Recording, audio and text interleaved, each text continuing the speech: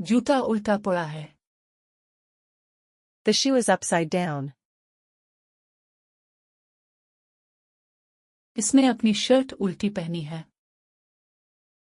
He is wearing the shirt inside out. अपनी shirt को pant के अंदर करो। Tuck your shirt into your pants. तुमने कितना बड़ा फसाद कर दिया। What a mess you made.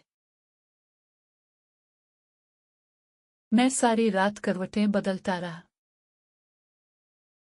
I kept tossing and turning the whole night. इसने शर्ट उल्टी पहनी है।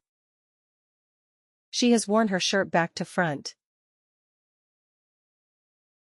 तुम्हारी मेहनत का फल मिलेगा। You will reap the fruits of your hard work. मैं ये कर लूंगा। I got this. मैं आज आपसे मिलकर बहुत खुश हूँ। I'm so glad to catch up with you today.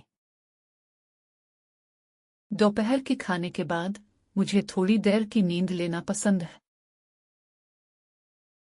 After lunch, I like to take a short siesta. मैं आमतौर पर दोपहर में थोड़ी सी नींद लेता हूँ।